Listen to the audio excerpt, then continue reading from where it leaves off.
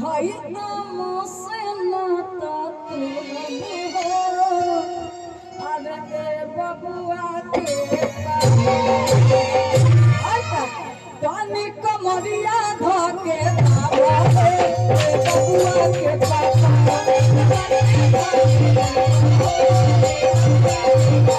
पानी कमरिया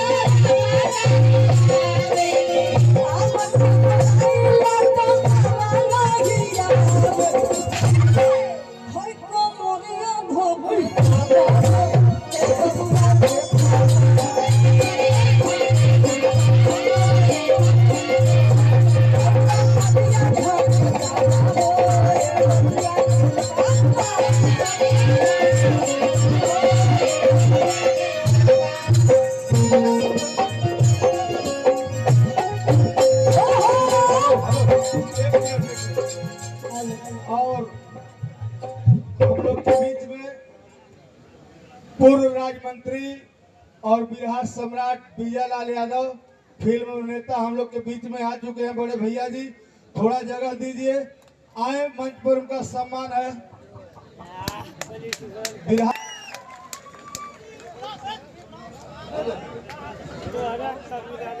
हेलो, हम सबों के बीच में बिहार सम्राट विजय लाल यादव जी हैं। एक बार जोरदार ताली बजा करके सम्मान बढ़ाएंगे। इस मंच के माध्यम से स्वागत है, अभिनंदन है, वंदन है।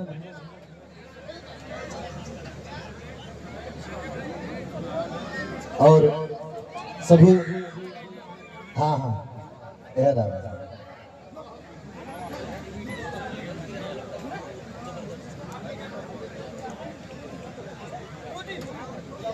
हाँ इधर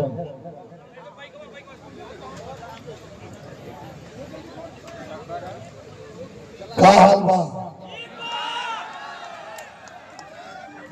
ऐतिहासिक धरती और इस धरती पर जन्मदिन का मौका, इस मौके पर सांस्कृतिक कार्यक्रम में मात्र उत्तर प्रदेश बिहार ही नहीं, युवाओं के दिल में धड़कने वाले ये कलाकार गोलू राजा, शिव कुमार बिक्कू और चंदन यादव जी, आदित्य राज, इन लोगों का स्वागत करने के लिए अदृश्य था हमारा भी, हमसे भी नहीं रहा गया। जाना तो लखनऊ था, लेकिन सुनील भैया हमारे दिल के इतने करीब हैं कि उनके बेटे का जन्मदिन है तो हमारा भतीजा है, और भतीजे को आशीर्वाद देने के लिए और आप लोगों का आशीर्वाद लेने के लिए और भी महफिल रंगीन हो और भी आपका प्यार उमड़ता रहे। ये भोजपुरी माटी ऐसा है कि पूर्वांचल से लेके बिहार तक ये माटी प्रेम में सनाइल है, प्रेम में सनाइल है। भोजपुरी में एगो बहुत पहले एगो टी सीरीज में एगो लाइन हम कहले रहली, आप लोग के समझ में आई, आप लोग के तनी से विचार करे के होई, सोचे के होई। अतरे खोतरे जेकरा दुअरे, अतरे खोतरे मतलब कहियो कहियो, अतरे खोतरे जेकरा दुअरे अहरा अतिथि का जोड़ायल नाही, बाजी मथानी नहीं अंगने सजिया सतसंग सुनायल नाही, बाल गोपालन के लुटले धोती कुर्ता धुरियायल नाही, तल धन लाख तिजोरी में बंद रहे आनंद गृहस्थी का आयल नहीं। इन कलाकारों का इतना सम्मान, इतना सम्मान, इतना सम्मान करिए। हम बैठल बड़ी सम्मान करे खातिर एक बार दोनों हाथ उठा के सब लोग तनी ताली बजा के सम्मान लोग को, दोनों हाथ उठाए सबको बहुत बहुत धन्यवाद। मैं भी बैठता हूँ, गाता रोज हूँ, आज सुनूंगा मैं भी। और हमारे ये प्रधान जी हैं, बिना रुपये की बातें न करल, मान जाओ।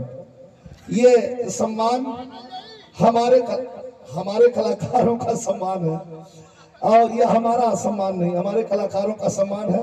आए हुए कलाकार हमारे ये भोजपुरी भाषा के ये धरोहर हैं, जिन्होंने भोजपुरी भाषा को माला बना करके पिरोया है और यहाँ तक खड़ा किया है। उस पर चार चांद लगाने वाले ये कलाकार गोलू राजा, चंदन यादव, शिव कुमार बिक्कू, यदिति राज, इन लोगों को आप लोग खूब सुन रहे हैं और हमहू के मौका मिलला तो हम जरूर सुनीला। एक आध गो गीत ऐसा बा कि हम तो हम तो समझ हमें हमारा नाम है कि हम खूब से गावत नहीं, याद नहीं है हमारा। गायत्री बाबा के संगे हमारी रिकॉर्डिंग रहे टी सीरीज में। गायत्री ठाकुर, मानस हंस, भोजपुरी के धरोहर भिखारी ठाकुर, गायत्री ठाकुर, बिहारी गुरु, गणेश गुरु, कत्थु गुरु, रमन गुरु, ये बिरहा विधा के गुरु लोग रहे, और नारदी विधा के गुरु। जो लोग दुनिया से चल गए सबके सम्मान बा, आप लोग का भी सम्मान बा। अपने कलाकार लोग करुआ सब सम्मान करी, हमारा तरफ से बहुत बहुत सम्मान बा। धन्यवाद। नहीं